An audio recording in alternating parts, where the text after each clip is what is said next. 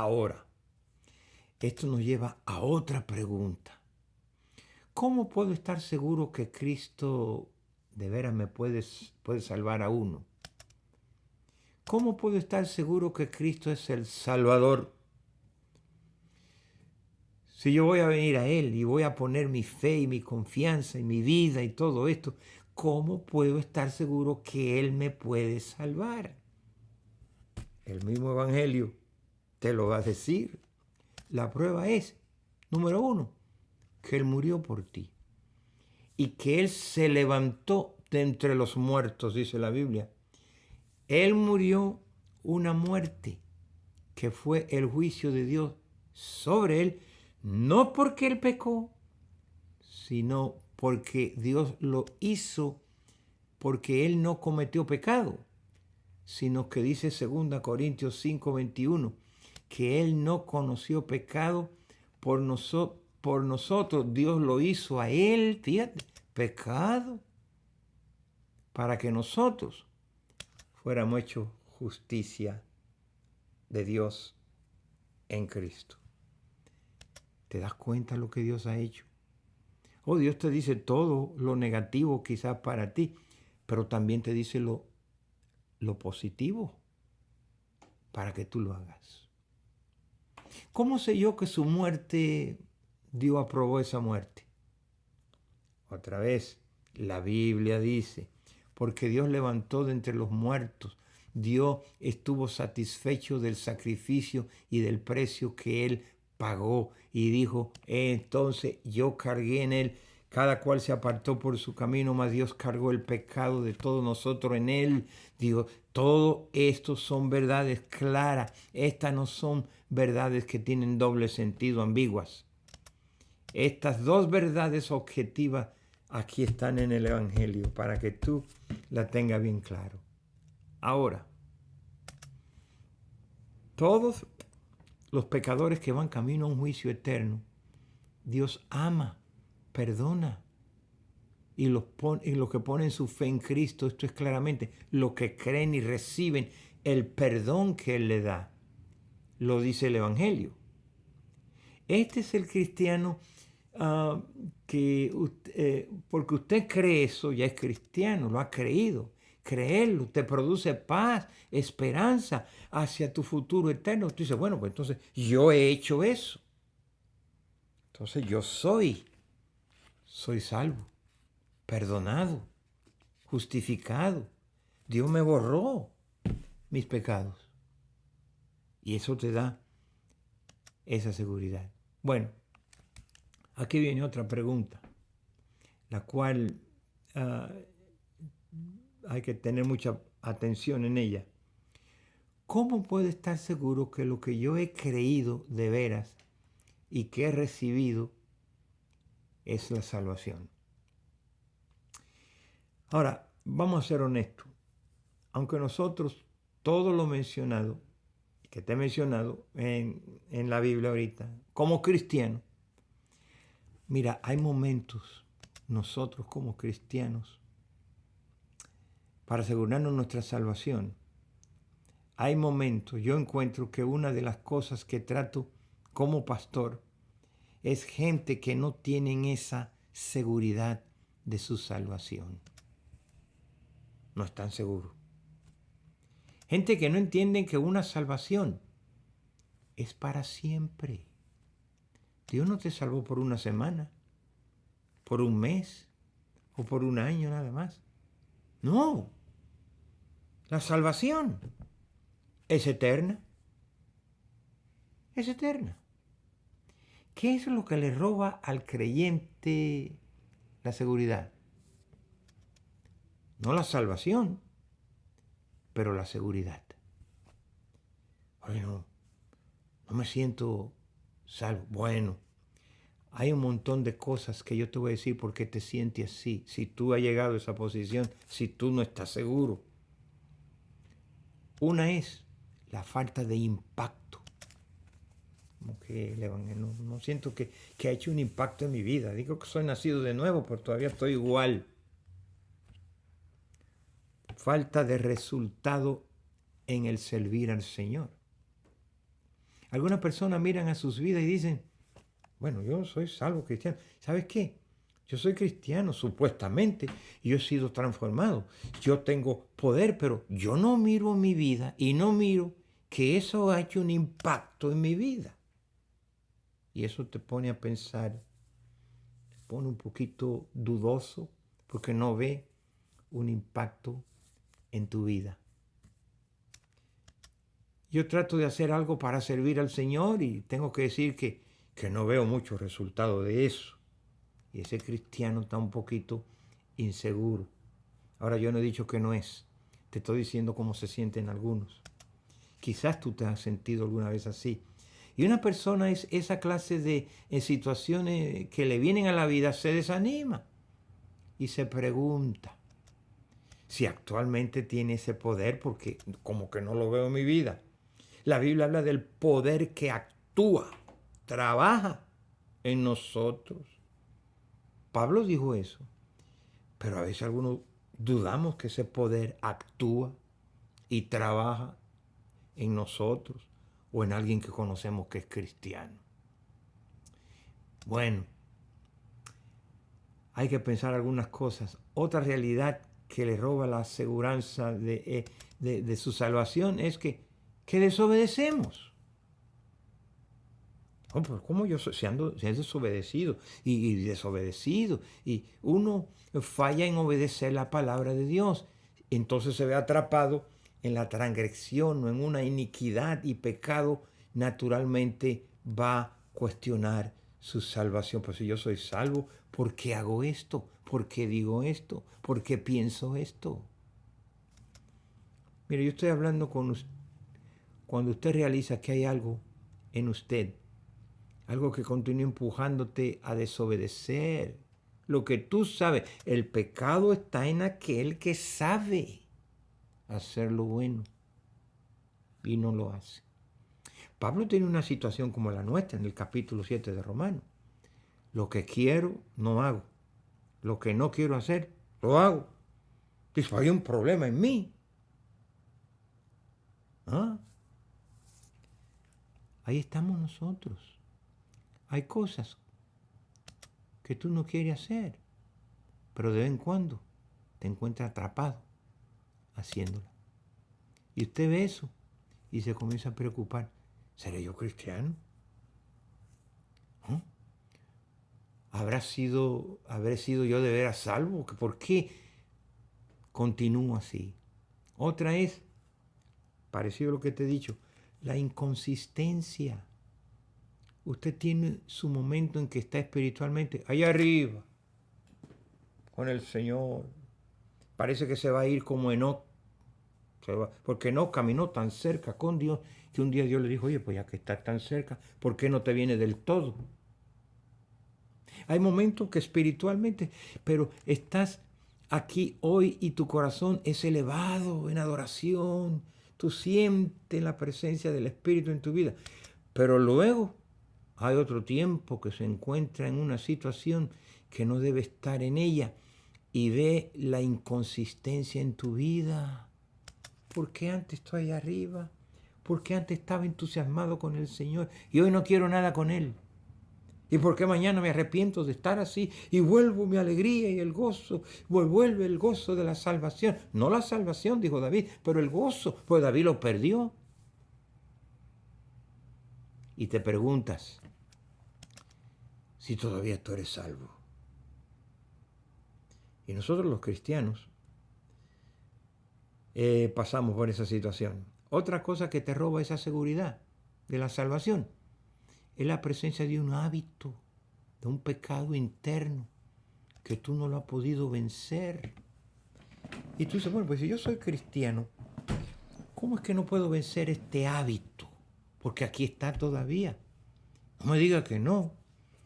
Hay un hábito, hay un pecado interno que no has podido dejar y te sientes que tú te descalificas. Luego te dice,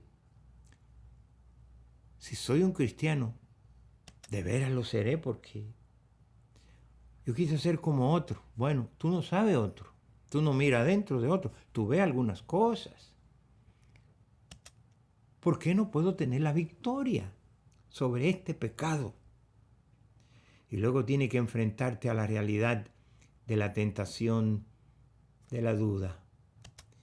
Y no vives alegre porque todavía tienes duda y se te va el gozo de la salvación. Porque el diablo nos tienta con duda. Es él. La duda es una tentación. Dudas la verdad de la Escritura, la palabra de Dios, que no la crea. Y yo quiero que note conmigo desde el principio. El diablo tentó a Eva en que dudara lo que Dios dijo. ¿Con que Dios dijo? ¿Con que Dios ha dicho? Y ella comenzó a decir, bueno, ¿será cierto o no? Fue la duda a lo que Dios había dicho. Tu seguridad de la salvación se puede debilitar, débil. Todo por falta de resultados que no ve, falta de impacto por tu vida en desobediencia. La desobediencia, la inconsistencia, la presencia de hábitos malos y pecados que no hemos podido vencer. Yo no digo que no lo vamos a vencer. Pablo dijo todo. Yo lo puedo en Cristo que me fortalece. Pablo dijo, no pretendo haberlo alcanzado todo. Él sabía eso, como tú y yo. No hemos alcanzado todo. Pero él dijo, yo prosigo al blanco, a la soberana vocación a donde voy. Hay otra cosa que viene a ser muy común hoy, y esta es negar la adoración. ¿Ah? Esto le pega a muchos cristianos. Aquellos que vienen de vez en cuando y luego les preocupa porque no se sienten seguros de su salvación, porque están desconectados. No hay una comunión, no hay una relación. Y eso pues te hace pensar y te debilita la salvación. Solo adora ocasionalmente con el pueblo de Dios cuando llega allí, pues ellos levantan la mano y dicen que mi Dios es cierto. Pero tú dices, no, pues que yo no me siento con ganas de levantar las manos, de adorarlo. No, ¿por qué no me siento? Entonces, estoy allí cantando un canto que me produce culpabilidad en vez de gozarme. Entonces, hermanos, no te sientes seguro. Solo adora ocasionalmente. Somos negligentes en la adoración, en la comunión, en la oración, no oramos, en la lectura de la Biblia. Y de vez en cuando decimos, no, yo creo que yo no soy salvo. Todas estas cosas, hermanos, son ladrones que nos roban la seguridad, no la salvación, pero la seguridad. Pero la seguridad de ella. La salvación, hermanos, es segura y está ya establecida como creyente. Digo, si es que tú de veras has sido salvo. Estoy hablando de la salvación genuina. Jesús dijo, el que viene a mí, nadie me los arrebatará de mis manos. Y te voy a leer aquí en Judas una escritura para que la lea después en tu casa, más tarde. Judas 24 dice, y aquel que es poderoso, está hablando de Dios, para guardarte sin caída y presentarte sin mancha delante de su gloria con alegría. Piensa en esas palabras. Aquel que es poderoso, Dios no es débil, para guardarte sin caída de la posición que te ha dado y presentarte sin mancha delante de su gloria con alegría. Pero hay otras cosas que yo quiero hablar y esa te roba la seguridad. Ay, cómo yo lucho con algunos cristianos. Jesús dijo que en el mundo tendremos aflicción. Nacimos en un mundo torcido, dañado. Tú no puedes dejar la puerta del carro abierta en la tienda porque hay gente que roba y vamos a ser afectados. Hay gente avariciosa, hay gente envidiosa y va a afectar tu relación con ellos en el trabajo. Hay gente deshonesta que van a hacer negocios deshonestos. Ese es el mundo en que tú y yo vivimos. Amén. Y esta se llama problema. Y esta viene a traer desánimo. Oye, ¿por qué tengo yo tantos problemas?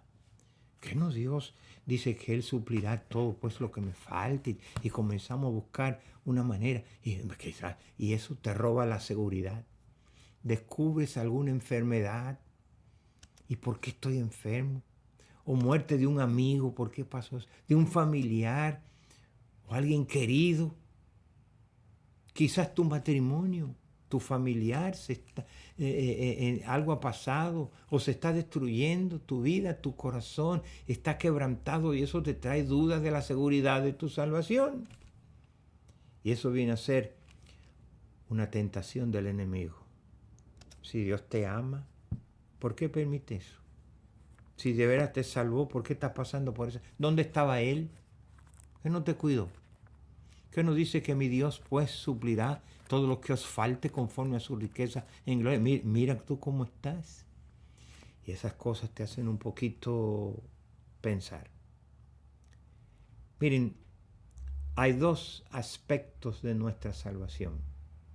Y aquí yo quiero que tú me pongas atención, porque eso yo he escuchado a los hermanos cuando estamos orando, dicen cosas que me da a entender que ellos no le están creyendo a Dios. ¿Me entiendes? En primer lugar, la Biblia dice esto: fuimos escogidos. No dice así. Tú tienes que creer eso, porque eso es lo que te dice el Evangelio. Fuimos escogidos desde antes de la fundación del mundo. Y fuimos escogidos para que fuésemos, santos, dice la Biblia. Eso dice la Biblia. Vamos a leerlo, capítulo 1 de Efesios, versos 4 al 5. Según Dios te está diciendo, la Biblia nos escogió en Él antes de la fundación del mundo para que fuésemos santos, sin mancha delante de Él y en amor. Él lo hizo en amor, como te dijo ahorita, que amó al pecador. Habiéndonos predestinado de antemano, Él decidió, te hizo un destino de antemano para que más tarde tú hubieras sido adoptados, como digo en Gálatas ahorita, adoptado hijo suyo, ¿por medio de quién? De Jesucristo, según el puro afecto de su voluntad. Ahora, oigo algunos hermanitos orando: Señor, no me dejes, no me abandone, Señor, no. Y yo digo: hermano, usted está orando mal. Dios no te va a abandonar. Él, desde antes que tú nacieras, te escogió, te llamó, te predestinó, te justificó y dio a su Hijo, el único, para que muriera por ti, para que tú alcanzaras. ¿Y cómo es que Él hizo todo eso? ¿Te va a abandonar? Pues no entiende. Dios no abandona gente.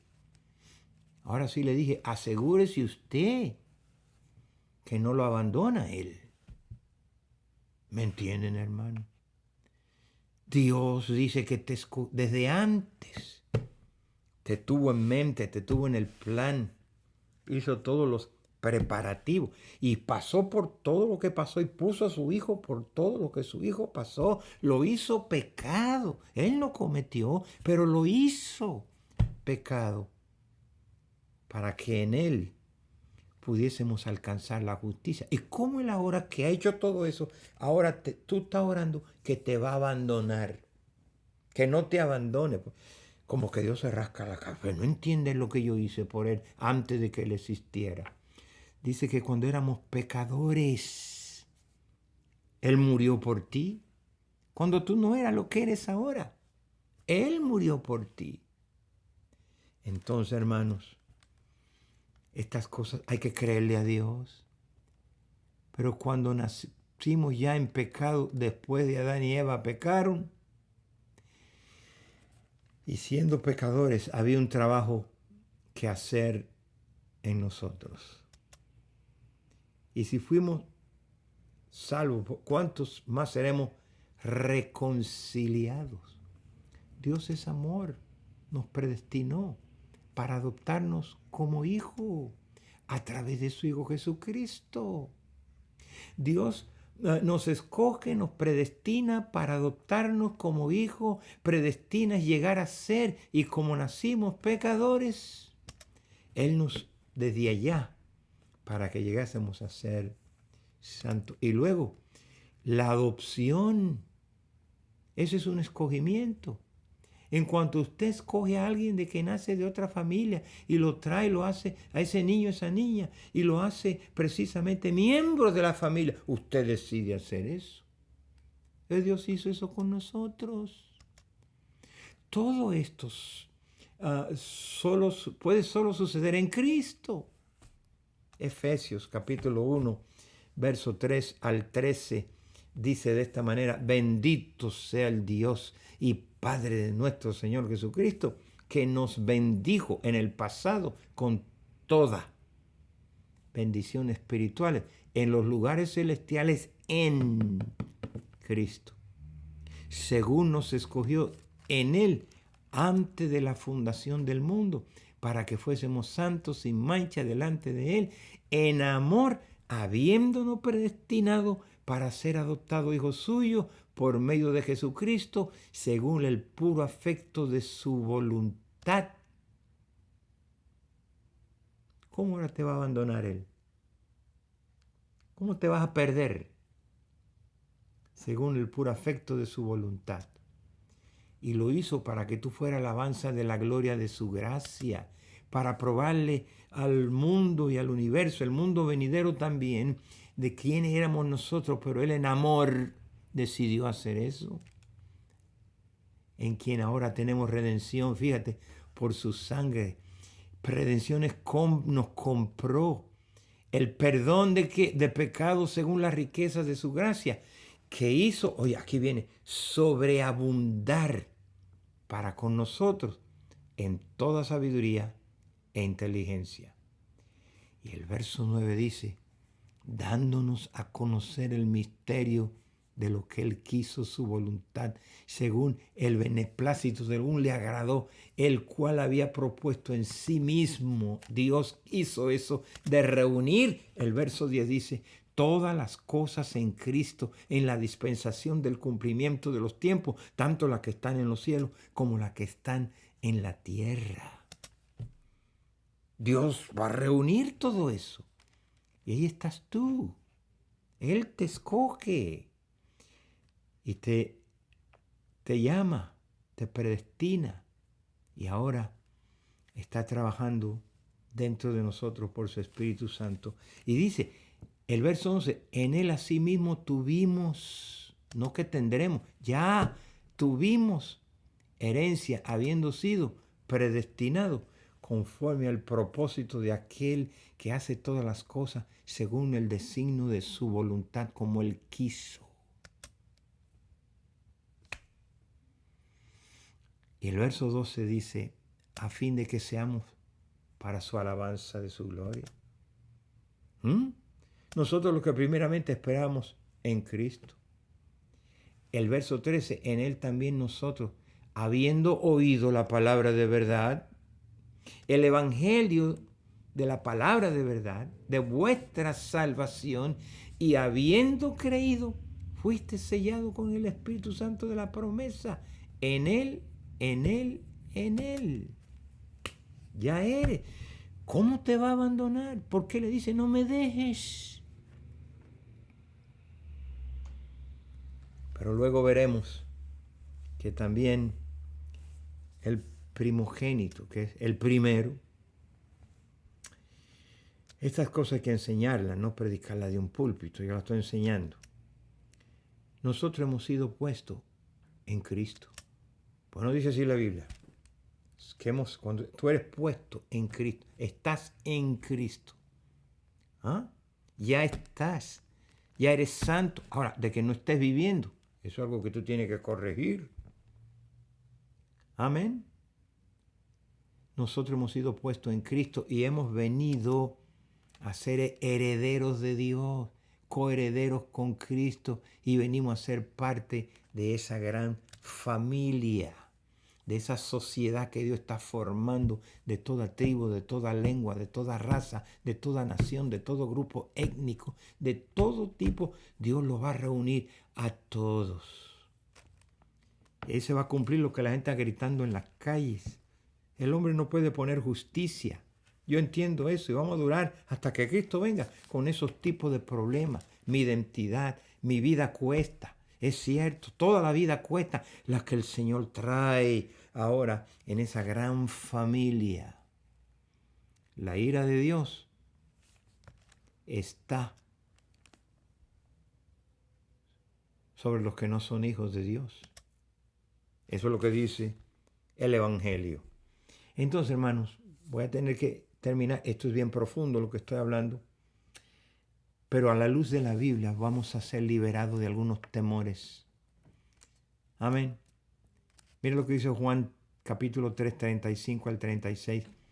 El Padre ama al Hijo y todas las cosas la ha entregado en su mano. Y aquí viene para nosotros. El que cree en el Hijo tiene la vida eterna, dice el Evangelio. Pero el que rehúsa creer en el Hijo no va a ver la vida, sino que la ira de Dios está sobre la persona.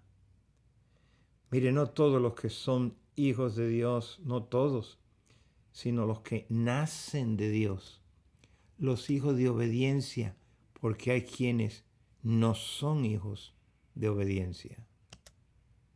Entonces, Colosenses capítulo 3, verso 6, cosas por las cuales la ira de Dios viene sobre los hijos de desobediencia. Eso es lo que el Evangelio nos está declarando a nosotros, esas cosas, para que vivamos conscientes, entendamos esto. Efesios 2.2 dice, en los cuales anduviste tú en otros tiempos, siguiendo la corriente de este mundo, conforme al príncipe de la potestad del aire, que es el espíritu que ahora trabaja y opera en los hijos de desobediencia. Ahora ponga atención, cristiano. Primera de Juan, capítulo 3, verso 8 al 10. El que practica. Somos pecadores, pero no practicamos el pecado. Y si lo andamos practicando constantemente, todavía no nos hemos arrepentido, todavía no hemos nacido de nuevo. El que practica el pecado, la Biblia, el Evangelio, no yo, dice que es del diablo. ¿Por qué? Porque el diablo peca desde el principio. Para esto apareció el Hijo de Dios, para deshacer las obras que el diablo hace. Todo aquel que es nacido de Dios, oye bien, no practica, no digo que no comete pecado, no practica, que es una práctica, es un estilo de vivir, es una vida, es una cultura ya. Porque la simiente de Dios en el cristiano permanece en él. No puede pecar, practicarlo, porque es nacido de Dios, y en esto se manifiestan los hijos de Dios y los hijos del diablo. Todo aquel que no hace justicia y que no ama a su hermano, pues no es nacido de Dios.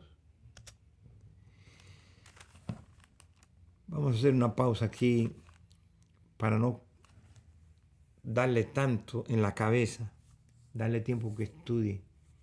Y cómo, hermanos, a través de este estudio te vas a liberar, si eres cristiano, de esos temores que a veces vienen a la vida de los creyentes. Amén. Ahora, ponga mucho cuidado en lo que decirte. Nosotros éramos hijos del diablo. No como Caín, ya no somos como Caín, que era del diablo. Primera de Juan 3, verso 12. no como Caín, que era del maligno, por eso mató a su hermano. ¿Y por qué causa lo mató? Porque las obras de él eran malas y las de sus hermanos eran buenas. Y esta es la condenación. Juan 3, 19 al 21. Esta es la condenación, que la luz vino al mundo, pero los hombres amaron más las tinieblas que la luz, y tenían razón, porque sus obras eran malas. Vamos a aprender en este proceso, hermano, de vivir cristiano ahora en nuestras casas, que nosotros, algo nos sucedió en Cristo. Efesios 5, 5 al 11 dice, porque sabéis esto, que ningún fornicario, inmundo, avaro, eso se repite por donde quiera en la Biblia, avaro, idólatra, tendrá en el reino, herencia en el reino de Dios. Nadie se engañe con palabras vanas, porque estas cosas, y por estas cosas, viene la ira de Dios sobre los hijos de desobediencia. No seáis partícipes con ellos, no en esas prácticas, no practicamos esas cosas más. Ahora somos luz en el Señor. Andemos como hijos de luz, porque el fruto del Espíritu es toda bondad, justicia, verdad, y comprobando lo que siempre es agradable al Señor. Y no participes en las obras infructuosas de las tinieblas, sino más bien repréndela. Es otra cosa que los cristianos vamos a tener que aprender a reprender las obras de las tinieblas.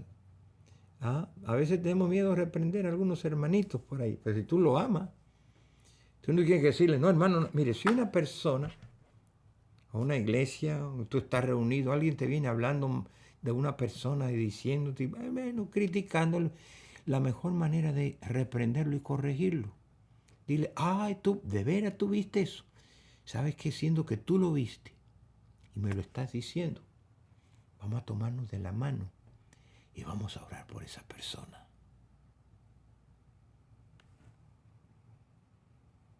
¿Qué le está diciendo? Ya que tú viste eso, vamos a orar. ¿Qué nos dice así la Biblia? Que oremos los unos por los otros, que confesemos nuestros pecados. Ora por esa persona. Y esa es una manera. Somos obedientes, no tenga miedo. Decirle, ¿sabes qué? En esto que estamos hablando, yo sí, pero en esto no estamos de acuerdo, porque Dios dice que debemos, en amor, hacer esto. Mira, Romanos 14, 8, verso, dice, porque todos los que son guiados por el Espíritu de Dios, estos son hijos de Dios. Pues tú no habéis recibido el espíritu de esclavitud para estar otra vez en esos temores, sino que habéis recibido el espíritu de adopción, ya tú eres hijo. Puedes decirle, Abba Padre. El Espíritu mismo te va a dar testimonio a tu espíritu que somos hijos de Dios. Y si hijos, también somos herederos, herederos de Dios, coherederos con Cristo, si es que padecemos juntamente con Él, para que juntamente con Él seamos glorificados. Ay, vamos a hacer una pausa aquí, hermanos. Yo siempre les he dicho, una carga de ayudar a los cristianos cómo vivir esta vida cristiana. Que aprendamos con los años a escudriñar nuestras vidas, a darnos cuenta. El enemigo te puede traer al oído cosas, acusarte de cosas, pero quien tenemos que oír es a Dios en su palabra. Cuando leemos la Biblia, si yo encuentro una promesa, Señor, tú me has prometido eso, dame esa promesa, yo la voy a creer. Y sigo leyendo. Y si encuentro alguna bendición, Señor, yo clamo esa bendición, que me dé esa bendición. Y si encuentro un pecado, pues lo confieso. Porque esa es la naturaleza del cristiano. Me doy cuenta. Señor, perdona mi ignorancia. Perdona mi incredulidad. Entonces, hermanos, vamos a aprender a vivir esta vida más tranquilo. Qué bueno que Cristo vino a morar aquí adentro. para que desde aquí adentro podamos poner nuestra vida en orden con el Señor. Que la iglesia que salga de las casas ahorita salga con un entendimiento cómo tratar con ellos mismos, con una seguridad, como dijo Pablo. Yo sé bien en quién he creído. Yo sé bien, pero él también decía, yo no pretendo haberlo alcanzado todo, pero yo prosigo al blanco de la soberana vocación. No estoy justificando, si tú estás en pecado, que siga en pecado. No, lo que quiero enseñarte, que aún los hijos de Dios tenemos que venir a Dios, que Él nos confiese, nos limpie, nos purifique. Por eso se toma la Santa Cena en la iglesia, dándote una oportunidad de que tú pongas tu vida en orden con el Señor. Y eso es lo que Dios quiere, que todos procedan a un arrepentimiento. Señor, gracias por el Espíritu Santo que hemos hablado de Él, que está en nosotros para corregirnos, para enseñarnos, para mostrarnos aquellas áreas que debemos poner en orden en nuestras vidas. Si de veras queremos, eso no debería ser un problema. Por el contrario, agradecido de que tú nos iluminas y nos da entendimiento, porque tú buscas que nosotros nos presentemos finalmente delante de ti en aquel día, cuando estemos delante de tu trono. Gracias, Señor, en Cristo Jesús. Amén.